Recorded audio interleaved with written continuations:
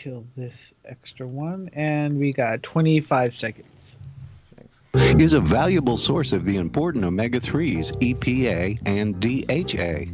Each teaspoon provides a full 1,600 milligrams of omega-3s. And its purity is guaranteed. Try it on salads and popcorn. It tastes like lemon, not fishy. Ask for Carlson, the very finest fish oil, at finer health food stores today.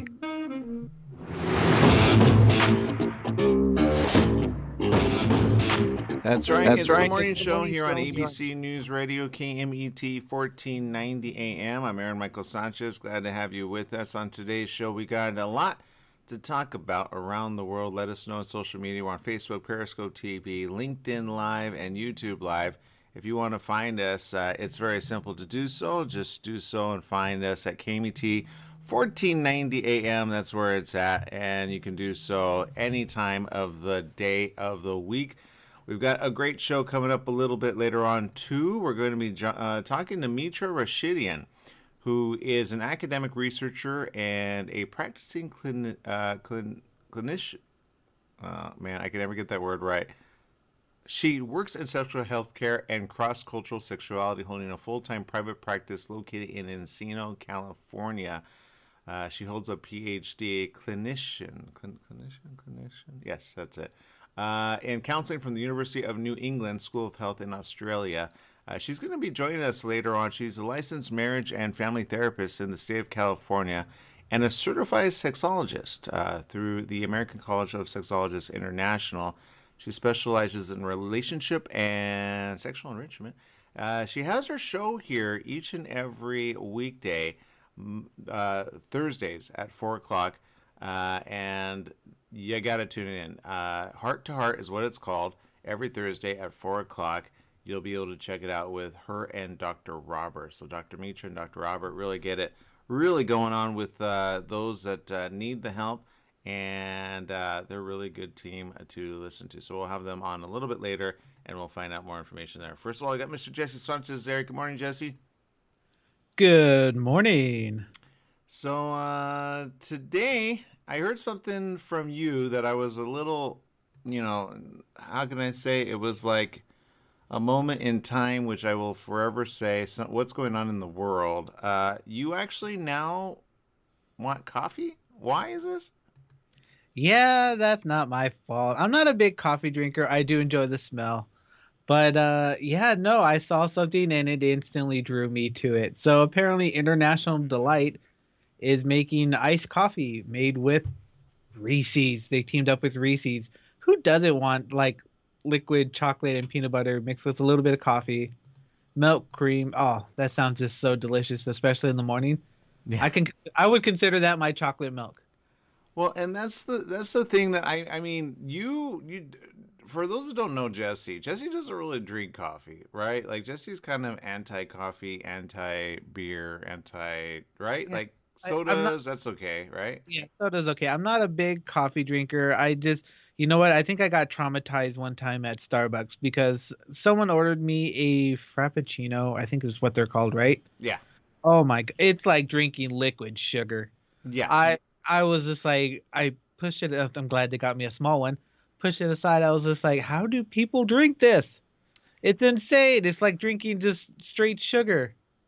Which I'm not sure that the Reese's is going to be any different, Jesse. I know. But it all depends on what the combination is. You know what I'm saying? It could just be hints of chocolate and peanut butter and not just straight filled with caramel and whipped cream and all this other stuff that just adds onto it. I get what you're saying. I do. It was probably mixed in inappropriately. The classic Reese's combo of chocolate and peanut butter is in the International Delights iced coffee. It's going to be starting October 1st in grocery stores nationwide for around $3.99 for a 64-ounce carton made with real milk and cream. While it is the first Reese's iced coffee from International Delight, the brand made a Reese's coffee creamer, so Reese's fans could add the flavor to any hot or iced coffee. The classic Reese's flavors are having quite the moment, as Hershey also released the first ever holiday Reese's flavor. The candies always come in different shapes for the holidays, but new Reese's Peanut Brittle flavored cups mark the first time the whole flavor has been charged for the holidays. Made with peanut brittle flavored cream wrapped around crunchy peanut butter. The new flavor comes in big cups and snackable miniatures. I'm not sure that I want peanut brittle on my Reese's, though. You know what I mean, Jesse? It seems a little too much for me. It does, but you know what? I'm willing to try it. It sounds delicious. Anything Reese's is what you're like, sign me up for that. I need that in my life. Is that I what I'm hearing from you? I really am. You know what? Reese's is it's one of my weaknesses. I love peanut butter, Okay. and when you mix chocolate and peanut butter, it's like the ultimate combination right there. Well, then there you go. Reese's Big Cup Peanut Brittle, flavored cream with crunchy peanut butter. Only 210 calories per one package. So eat in very responsible ways. And there you go. You know what? Look, I'm going to say this, Jesse. It looks delicious. I say, why not get it in your tummy and then enjoy it and then have plenty to share, right? Yeah, I'll try and share. There you go. All right. So let's see. We got Stephanie Reed tuning in and says, I don't like iced coffee, only hot coffee, because hot coffee is real good coffee than iced coffee. So see, that's her preference there. And you know, each to your own, as to what you like. And you know what? It's definitely one that I think people should check out and try out. I know everybody has their own coffee of the morning that really just kind of makes it good for everyone around. So we'll talk about that a little bit later on. Coronavirus. Oh no, what's going on? Is it gone? Is it out of here? Unfortunately, no. This is interesting. New York City officials are investigating cases linked to a concert. Jesse, whenever I hear this, I kind of go like, "Why are you investigating it?" It's obvious. If you have a concert, you have a bunch of people put together, you're gonna get coronavirus. What's the deal? Right? What concert is this? It looks like a concert in New York City, and evidently it was a big concert. Let's see. Here it is. They were linked to a Labor Day weekend concert. At least 60 people have been identified as part of the cluster linked to the Electric Zoo Music Festival on Randall's Island, which is located in the East River, according to the department. 8 people have been identified who, though likely exposed prior to attending the concert, were in attendance while potentially contagious, according to the health department. Now, I'm not going to lie, Jesse. This concert looked like a mega rock concert of proportionate sizes that I'd be like, okay, I get wanting to go to this, but I mean, how could you not think nobody was going to get sick from this? Because whenever you have put a bunch of people together, it's just bound to happen, right? Like, just I feel like when they say investigating, like, what do you mean investigating? It was bound to happen. So, what are you investigating? But it looks pretty cool, Jesse. I'm not gonna lie. Like, if I had to attend virtually and I were sick, I'd want to attend this concert. Right? I don't know. You kind of drew me in when it said Electric Zoo. So, oh my God. Yeah. See, there you go. That looks like fun, right? But nobody's wearing a face mask if you look at it. So, No, I don't think you would want to wear a face mask while you're at a concert. yeah, New York City's health commissioner, Dr. Dave Chokshi, said anyone who attended this festival should get tested immediately. Okay, that is proper to say that. Regardless of whether or not they have been vaccinated, this is especially urgent if attendees are experiencing symptoms. The concert's organizers had strict rules for entrance. Attendees had to show proof of vaccination that matched their photo ID. Okay, this is exactly what I'm talking about. Lately here, this is kind of a new thing, which I think they just mandated. If you have like an indoor bar or like a big special event, you are to show your vaccination card, right, Jesse? I don't know if you saw that. That's the latest news. But even with this, attendees had to show proof of vaccination that matched their photo ID. Unvaccinated ticket holders were allowed in if they showed proof of a negative test no more than 3 days prior to each day of attendance, according to the Conscious website. It's gonna happen with that many people in one place, Jesse. And this was like a pretty big concert. So, like I said, looks like fun. But if people aren't going to be cautious, and especially the younger crowd, it's just bound to happen. So you got to be aware of it, right? Oh yeah, most definitely. I mean, you gotta know like a concert like this size is people are gonna get sick. It's only obvious. Yeah, and Labor Day, right? I mean, look, it's not like people weren't not going to get sick. We talked about it. It's just about doing it right and then not getting as sick as possible. Whenever you have that many people together like that, it just kind of looks like, hello. Yeah, you're gonna, kind of rub, elbows with other elbows, and then you're gonna make out with certain people in the crowd, and there you go. So you got to be careful. I mean, I'm not saying Jesse's ever done that, right, Jesse? You've never made out in the crowd, right? That's not you. Mate, what? Why would I make out with someone in the crowd? Exactly. See, that's smart. But some people don't. Coachella, I know, they get a little gay. Yeah, now I'm not a big fan of touching strangers, so I, that's I, not my thing. even if she's hot, you're like, I know. No, honestly, it's just not me. I'm just not a fan of touching random people. Smart, I smart, like, smart. like, I remember when I used to work at in the video store. The ladies, they would like push their chest up to like, more trying to get like discounts and stuff. I'm sorry, that don't work for me. Right? Yeah. You're like, look, pay your late fee, man. Right? Hicham Nuri Hilmi is watching from Morocco. Thank you for watching from Morocco. We're glad to have you. China says it has vaccinated over 1 billion people.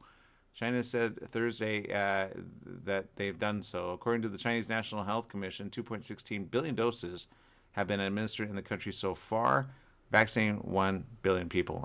That accounts for more than 70% of China's population. That's actually pretty good, pretty interesting. The vaccination rate is now among the highest in the world in China, above the U.S. and Europe. The inoculation drive only used domestically made vaccines, including Sinopharm and Sinovac Biotech, both of which were approved for emergency use by the World Health Organization, but have faced scrutiny that they may not be very effective at curbing the spread of the virus, especially the new variants. And that's something that I know sometimes people are completely unaware of and have no idea about, and it's sad, but it is simply this. With the new variants coming out, not everything is 100% ready to go just yet. So you have to be careful with what you put in your body, and then know the biology of your body, if you can even know that, and two, get the information before you get it and make a very informed decision. I know a lot of people just say, okay, just give me whatever it is, just like the flu shot, right? Just give me whatever it is, don't worry about it. But if you are doing so and you think, oh, okay, it's going to take care of each and every variant, and you're going to go out there, go traveling everywhere, I would say be very careful with that as well.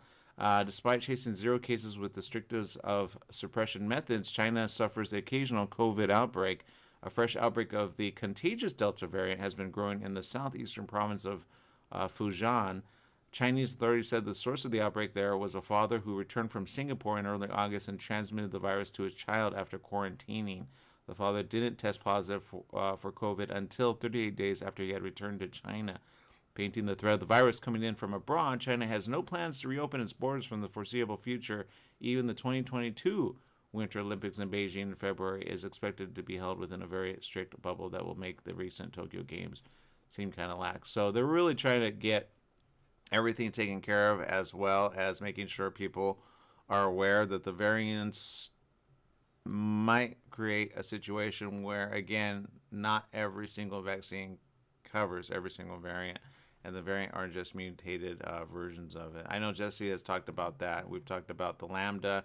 We've talked about very lately, very not so much the Mu, which is one of the newer ones, and we're finding out information about that. Big shout out to Rosalie Huerta Madrigal, who says, good morning, thank you for tuning in, we appreciate you. We're going to take a quick break here on the morning show. When we get back, we got more right after these messages. Stay tuned.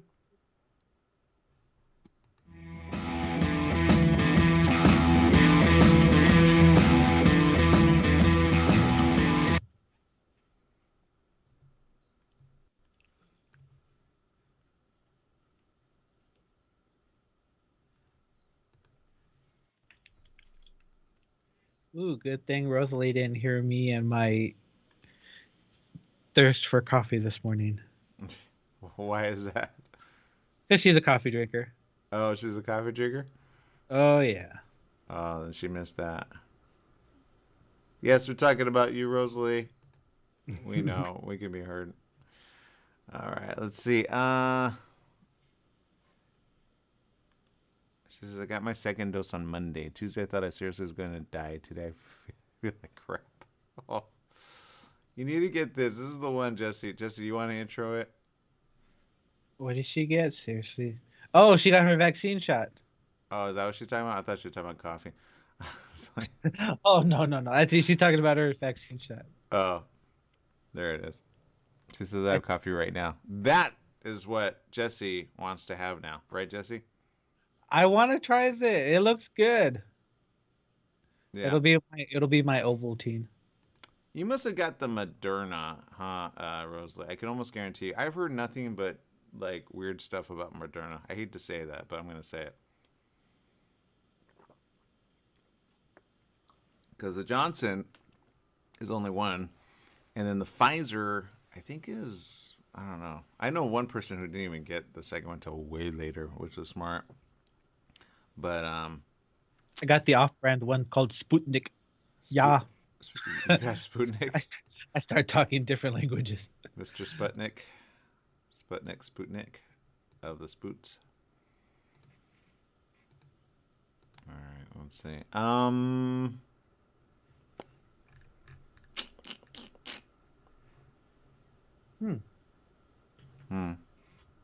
Nothing. Just reading. I'm not sure how to feel about this. Okay. That's one of those, like, when people laugh, you go, what are you laughing about? Nothing. You're like, can you share? Nope. It's movie news.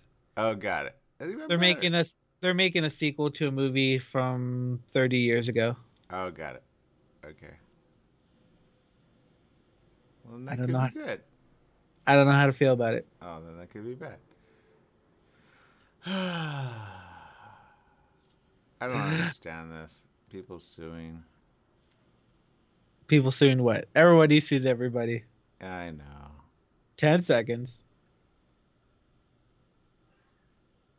It's like, do we really, like, Texas is getting to be dumb again. Oh my God. Here we go. Welcome back. Yes, it is the morning show here on ABC News Radio, KMET 1490 AM. I'm Aaron Michael Sanchez, and I do love Texans. If you heard me kind of say Texas is becoming kind of dumb again, I am the first one to say I love Texans. I do.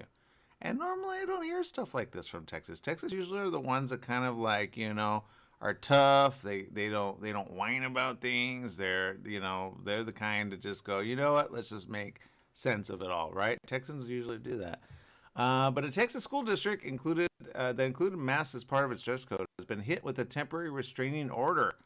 Paris Independent School District, which serves about 3,900 students in Northeast Texas, amended its dress code in August to include masks in a loophole to Governor Greg Abbott's ban on mandates, and was sued earlier this week by Texas Attorney General Ken Paxton, according to court documents. Paxton announced Tuesday he filed lawsuits against Paris ISD and 8 other districts, because he's got a lot of time on his hands, for violating GA 38, Texas law, which bans governmental entities, including school districts, from mandating face coverings or vaccines, even though that's what we're going to do here in California and other places. In total, he sued at least 15 districts after seeking action against Elgin, Galveston, Richardson, Round Rock, Sherman, and Spring districts last week over mask mandates. A Lamar County District Court issued the temporary restraining order prohibiting Paris ISD from enforcing the mandate. As a result, the court agreed that the district lacks authority to issue or enforce a face mask mandate in light of Governor Abbott's executive order. Look, Governor Abbott is a dumb person, period, end of story.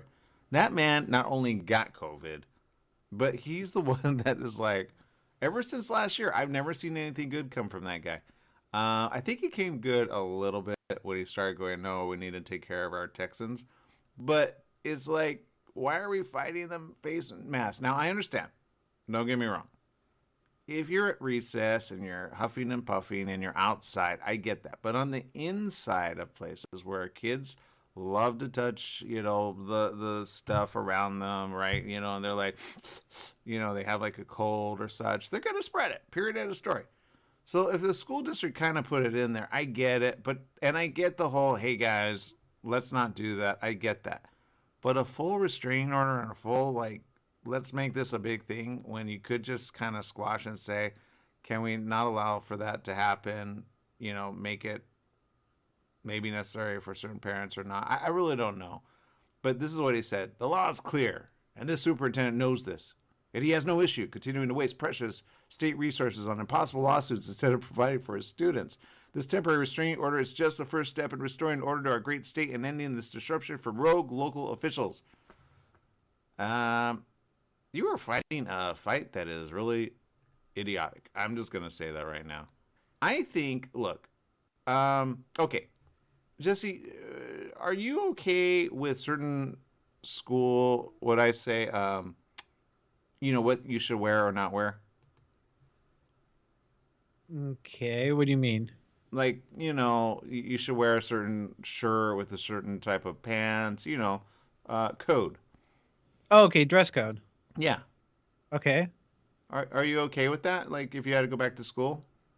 I don't see why not. Why? Well, some kids aren't okay with it, right? And they get into trouble with it, is my point. Some parents are like, oh, God, gotta do a school code, right? Okay. But it's usually, and I've never been a fan of school codes when it comes to dress. Probably because I came from a public school and I don't really care about that. They didn't tell us exactly how to wear stuff, right? Mm-hmm. However, if they do this, then okay, each to their own, right? It keeps people kind of, there's a reason, right? But my point is, if you make the wearing a mask a thing, how is that a bad thing if, in fact, it helps you out? It's kind of like, don't wear no shoes to school, right?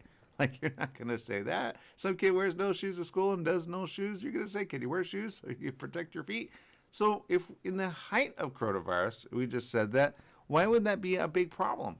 But in order to, like, make a big deal of it and all, I just think that these guys are kind of dumb for doing it. Focus your time and attention on other things that need to be done properly, and that's what I'm going to say. I have a feeling a good majority of Texans are not this dumb, because I've talked to Texans, and they just are like, this is dumb. And I get it. Some would be like, okay, I don't want to wear a face mask, and I don't want my kid to wear a face mask. Okay, I get that. However, then sign a little waiver that if you're going to do that, you're going to make sure that that kid is 100% safe. But I feel bad for the kids, because the kids, and trust me, I get it. Kids don't want to wear face masks, but then they're made to wear face masks at Walmart and other places, like public places. So why not at school, which is a public place? Does that make sense? I just don't get it, Jesse. I get wanting to say, okay, I have my own right. How dare you give me your right? But never before have we been in a pandemic other than the Spanish flu. And if China can do it and other countries could do it, what's the big deal? Why are we so in that way that we're like, we're special and nobody else is?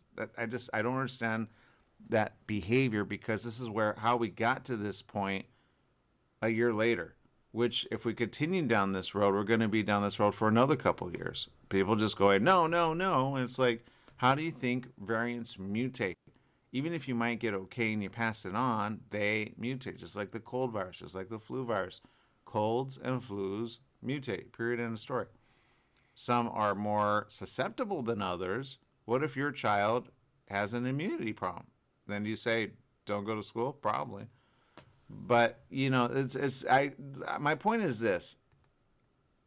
Whoever this attorney general, let's see, what does it say? They say some weird stuff, and I just say, why attack the schools?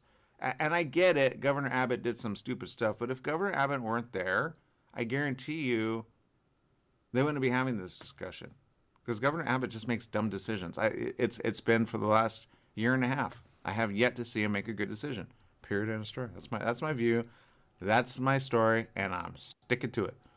Granted, if you're a Texan and you feel bad about me saying that, I love Texas steak, because Texas steak is amazing. And oh man, Jesse, have you been to Texas? Not in many years. Yeah. Not in many years. I was born there. I was born in Fort Worth, so. See? Jesse's the smart one of a Texan. But my point is, like, I can guarantee you, if you went back, you'd be like, what happened to the Texans? It used to be tough. So anyway, that's my point. All right, people, we're going to take a quick little break. We'll be right back right after these messages. Stay tuned.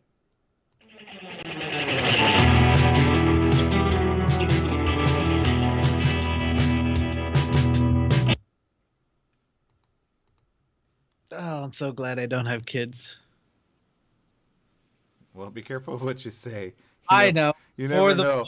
3 years later, you're gonna be like, "Oh no, I'm so stressed." Ah! But it's just like keeping masks on children is very difficult. It is. And you're right, they do touch everything. God knows I do. Well, think about when you were young. It's so I know simple. that's why I said I touched everything when I was young. Yeah, it's just it's just a thing. Let's see. Let's see what the comments are on social media. Let's see. Rosalie says, I think in high schools. I think. Oh, I think she mislabeled that. I think high school should go back to only one classroom for a group of kids, like elementary. I have my kids going from class to class and touching desks that are not disinfected. That's true. I forgot about that. They should make teachers move class to class. It's actually not a bad idea because it's true. Because That's interesting. I like that concept. you don't know, and that's a good, smart thinking woman, which is going, it's true. When I remember going from class to class, you don't know who sat there last, and I mean, just a regular cold or flu, you wonder how a cold or flu you get it from going to school.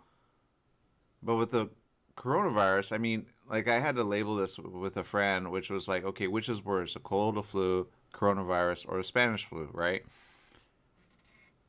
All of the above. Well, that depends. Like a cold or flu, you usually will get over like 3 to 4 days, right? You have a good enough immunity over a regular cold or flu. I mean, you've had a cold and flu in the last month and a half, I believe, and you got over it. But if it were the full on coronavirus or the Spanish flu was actually more deadly than the coronavirus, just so you know. But coronavirus, depending on what variant you get, could spell disaster for you depending on your biology. So, there's that.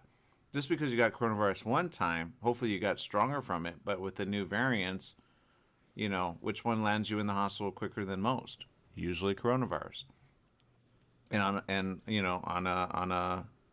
a ventilator. So to be intubated, and that is no fun. You do not want a thing down your throat intubated. Period. End of story. 20 seconds. Rosalie says all my boys wear their masks to school. Oh, wait, are they calling it 8:40 or 8:30? Did I get it right? 8:40. Okay, good.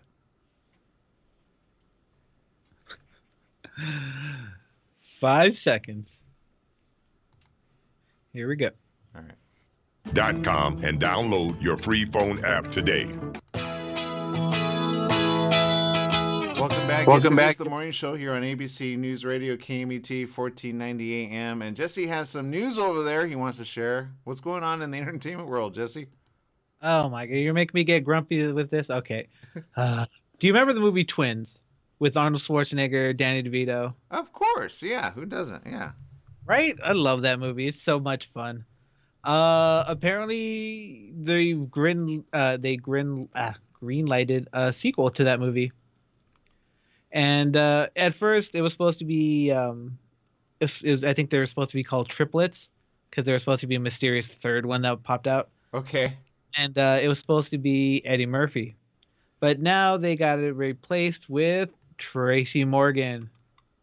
So I'm not quite sure how to feel about that. And not because of the actor-wise, but mainly because of the age-wise. You know what I'm saying? Actually, I do. I understand what you're saying. I feel like he's young. I like Tracy Morgan. I do. But I get what you're going. Like, you would have rather have seen Eddie Murphy in that, right? Yeah, only because they match age-wise. You know what I'm saying? Yeah. Like, you're thinking triplets. Why is he way younger than Danny DeVito and Arnold Schwarzenegger? I get. You're going with the obvious. Yeah, that's the obvious. Obvious. Don't get me wrong. I like Tracy Morgan. He's funny. Yeah. Yeah. Just maybe that trio's going to not be exactly what you hope for. I get that. Yeah, I get that. I get that. I think, let's see. I mean, I'll still give it a shot because, hey, it's going to be a fun movie. It's going to be a crazy ride, but it's just, I don't know. Sometimes I think, what are they thinking about when they cast actors? Right. Right. I think it would have been funny if they would have like put in a girl in there. You know what I mean? Like, Oh, my, you know how they that have like triplets, but like one is like a for what do they call it? Fraternal or what do they frater- call it? fraternal. Yeah. Then that would have been, I think, more hilarious than the obvious dude. But you know Interesting. what? Each to their own. Each to their own. I think it's gonna be a fun ride. Anybody that hasn't seen Twins, that was a great duo. Danny DeVito and Arnold Schwarzenegger. I haven't seen Arnold Schwarzenegger in a good comedy in quite some time. Mhm. I actually, oddly enough, liked him in Kindergarten Cop. I liked it, and I loved him in. Yeah, I mean, I loved him in Conan, obviously, but it was cool to see like his soft side and his funny side come out, and that kind of made people go like, "Whoa, this guy's got like it all, right?" And with Danny DeVito, Danny at the time, what was Danny in recently that I saw him in? But he was kind of hurting there a bit. What movie was that? With The Rock. Remember? With The Rock. Oh, Jumanji 2. Yeah, Jumanji too. So he kind of, and I saw him going like, oh, how are they gonna do that? But as long as he does it like, oh, ow, ow, he's not like that. I think it'll bring the young to all of them, and I think if anything, Tracy will bring that young, youthful vigor to them. That I hope they go, yeah, we gotta get this going on. But that's a fun classic, It really is, and you know what? I can't wait to see what they're gonna do with it. So my hopes are high. So I hopefully it doesn't crash. Well, here's what happened, which I think we should add some perspective here. The idea of triplets started with a meeting between Schwarzenegger and Eddie Murphy. The script was written with Murphy in mind to play the triplet, but the 60-year-old actor got busy after the success of Coming to America, and Morgan was roped in. Said Reitman via Deadline. He says, I've been good friends with Tracy Morgan for a long time and always thought he was one of the funniest men in the world. I thought he'd make a terrific triplet, and we rewrote the whole script for him. Now we'll go out and try and put the money together and get it made. I think they should wait for Murphy, though. The fact that like it was Murphy's idea along with Schwarzenegger, I kind of think they just need to kind of make it happen. But I don't know whether they will or won't. I don't know. Let's see. Rosalie says, I never want to see Arnold again. After his little scandal, I was like, nope, I'm done watching him. Oh, I get it. The situation with, yeah, well, I mean, yeah, I can see that. Let's see.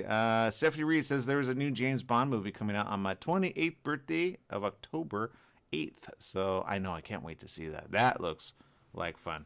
All right, speaking of fun, we're going to take a quick break. When we come back, we're going to talk in just a minute. Do you know or do you have a heart? And more importantly, do you have a heart to speak with another heart? And how do you join two hearts? We'll talk to Dr. Mitra Rashidian next here on The Morning Show. We'll be right back right after this.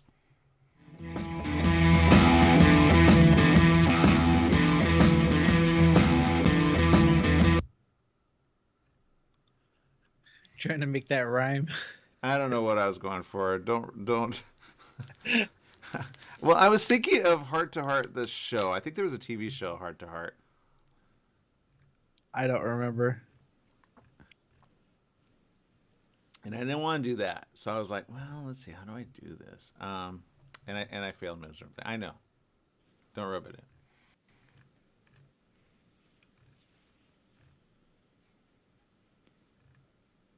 Yeah, they're running out of original ideas, so they have to go back and redo some new ones. Like, let's see. Do you remember the movie? It was a Disney movie in the 80s. Flight of the Navigator. Oh, yeah, totally remember that. Right? I love that movie. They A lot need of to people do that one again. they are. They're reimagining it. Are they really? Mm-hmm. Hold on, I want to see that. I believe Bryce Dallas Howard will be the director. Oh, So okay. it'll be interesting. Yeah, that was a 1986 film. Oh, okay. Oh, yeah. I've seen it so many times. Bryce Dallas. Huh. Yes, I would love for the new generation to see that movie. Well, it's I don't know. Go ahead. I don't know. So maybe it's because I was born during that era, so All these movies, they mean a lot to me. So Well, and it was one of those just you felt good. I only saw it on TV. I didn't see it because it was like one of those Walt Disney specials. I didn't see it in the movie theaters, but I would like to see it in the movie theaters, right? yeah. Well, my mom worked at a video store, so we saw everything. Oh, that's right. You got everything for. Oh my lord. Well, Bryce is. That's interesting. Bryce is doing it actually. Bryce is the girl, right? Mhm. Hmm. Good actor. Oh yeah, she's great. I believe she also did directed a few episodes of The Mandalorian as well. Did she really? I believe she did. I She might have to double was check, but so smart. 30 seconds. I just didn't like the Pee Wee Herman voice in that. That was the only thing I didn't like. Oh yeah. Like it was like I forgot about that. that was the only one. I hope they don't bring his voice back because I don't think I don't think the ship sounded like that. 10 seconds. Here we go. Welcome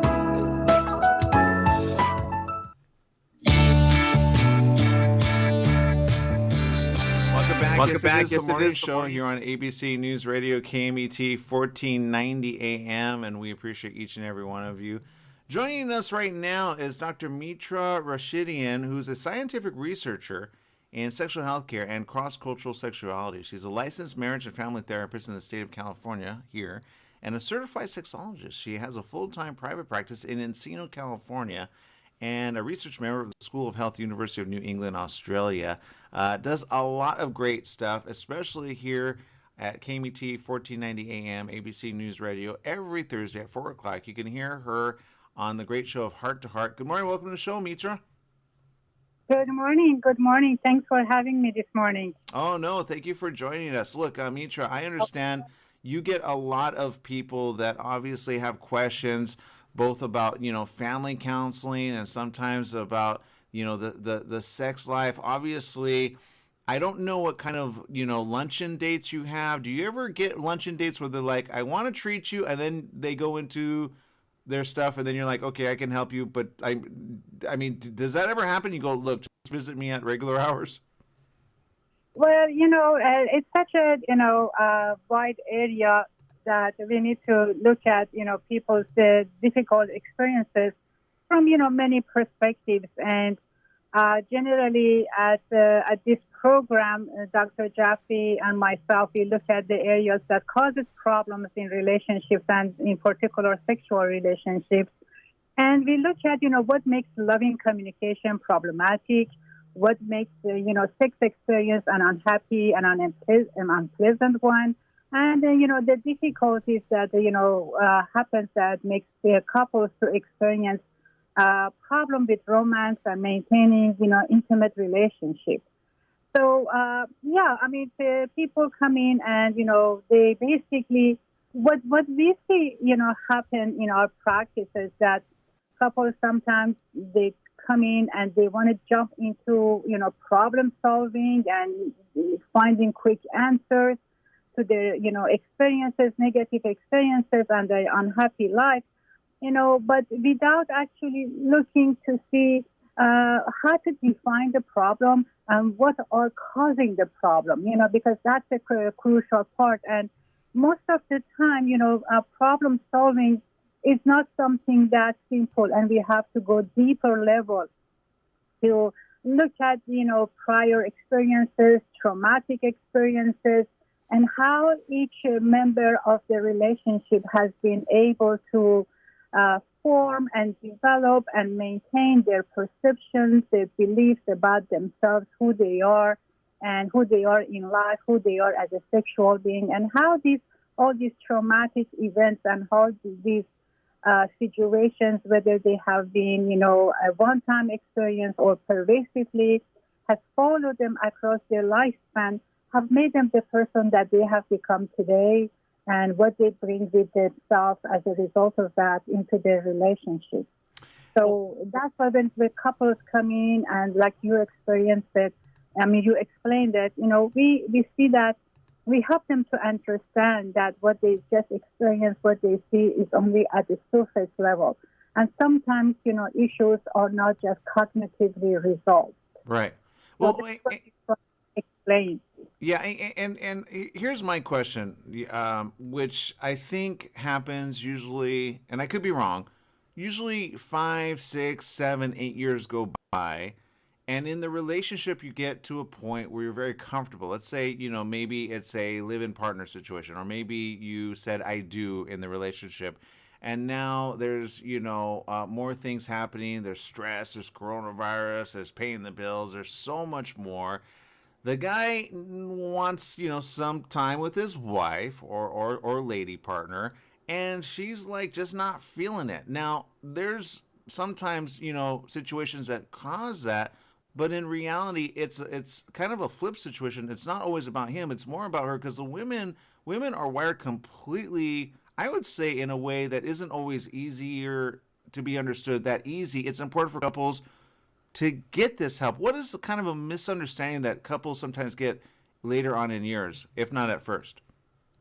Okay, well, that's a very good question. Incidentally, Dr. Jaffe and myself, we are writing a book which the title of the book is Not Tonight, Honey, I Have a Headache. That's a very common thing, right? Yeah. And I always go, but you know what? The headache, I can take care of that headache with some Advil and some loving massages. I'm just saying. Yeah, but sometimes the headache is just a metaphor for, I don't want to have sex right now. There you go. Exactly. Stated what it is. So what do we do? So that's what I was talking about, that sometimes, of course, many times issues are not what we see or what we perceive. And that's when we go and dive in the art of communication, which at least that's one aspect of it, which is, includes, understanding of what's going on rather than making it about, myself or yourself. Like, for example, if one partner, refuses to have sex, we don't need to make it about ourselves. Oh, she doesn't like me, or he doesn't like me, or we're not interested in each other anymore. That's not it. Like you mentioned, COVID. We have so much of, what's going on as a result of COVID, the stress that people experience, the unhappiness, the isolation. There are so many couples that they had to stay apart from each other. And the fear and the anxiety that is caused by that is good enough to make people, stay in a stage of fearful in life. And when we get into the stage of fearful, anxiety happens, stress happens, and it's easy for people to fall into depression. And these are the areas that they need to be really understood, explored, and not become judgmental towards each other, and have respect and empathy. And, at times like this, we encourage, to look and find beauty within each other. This is the same person that was so, intimate up to a few months ago or a year ago. So that beauty hasn't gone anywhere. So new situations, new stress level, new anxiety have kind of covered that, and we need to bypass that in an empathic way and look to see what's hurting our partner. And that's where the art of communication comes in. That the first thing that we really encourage, instead of becoming judgmental and say, oh my God, my relationship is about to be over, and there is no more intimacy, there is no more romance and all of that, we suggest, let's become, use our sense of curiosity about each other and look at each other from a different lens and open the door to talk empathically. And believe me, when we approach it that way, then that's when, each couple, partners, they start to talk about, the inner pain. They talk about the uncertainty. They talk about what makes them unhappy. And then they feel safe that they can talk and they can talk about their pain and suffering. And that's when, doors opens, and then problems are much easier to resolve, because we need to understand each other in order to do something about the problem in hand. Well, Amitra, I'm sure you deal with all levels, and I kind of want to flip the script just a bit to those that have had sexual abuse as children. Sometimes, whether it be a man or a woman, this can enter into a relationship, whether two people love each other. That usually is rarely the situation, but all of a sudden it starts to hit that level of intimacy, and now something comes out and there's been abuse that hasn't been talked about. What's your suggestion in a very wide range of that happening? I'm sure that's come up in counseling sessions with you and others, right? Oh, significantly, and that's a very good question, and thank you for asking that.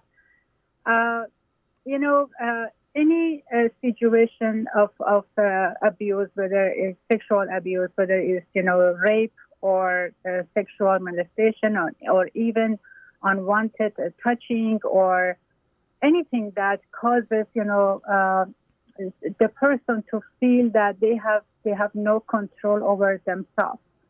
It's basically the core part of what we call it as trauma experiences. And so we look at exactly how the trauma happened and how it has impacted the person. One definition that I can give to trauma is any experience that we have that makes us feel afraid, and we can see that there is no way through that fear to achieve any safety.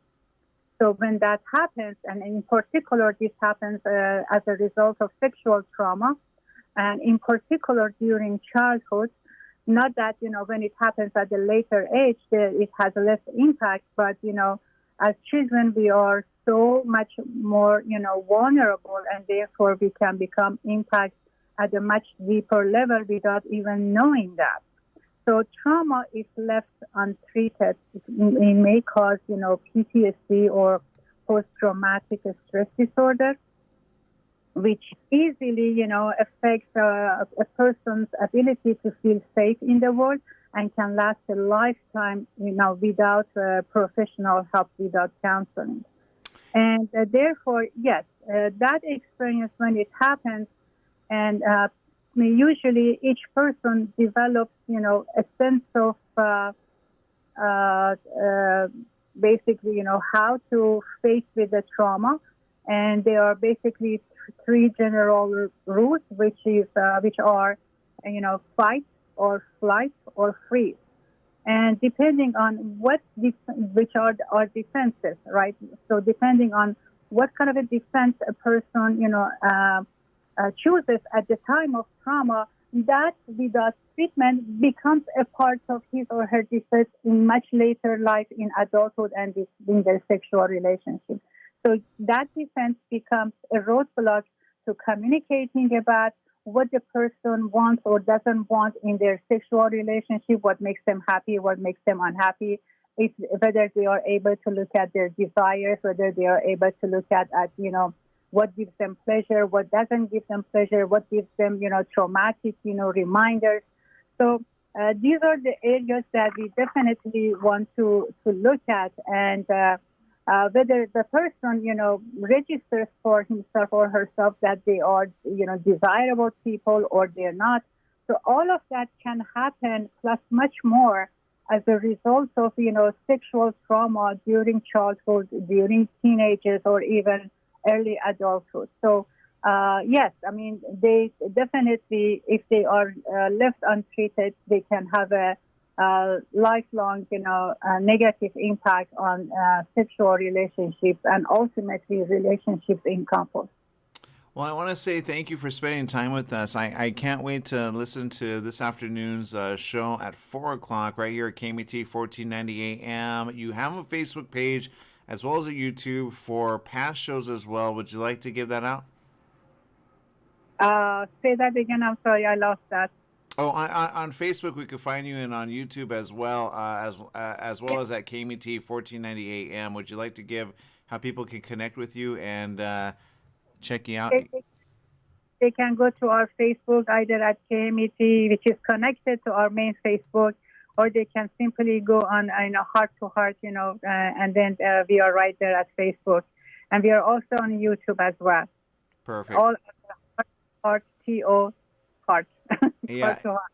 And it's Heart to Heart Counseling, 21st Century Sexology. Again, if you want to connect with Mitra Rashidian, of course, you can do so either on the show, call in and ask your questions, and or actually sign up for counseling and then see. Do you do virtual sessions as well? We do virtual sessions because some people do prefer it, especially during this pandemic time. We have been doing virtual counseling for the past year and a half. And, for those who have been able to join us and we felt safe for them to join us, we have invited them back.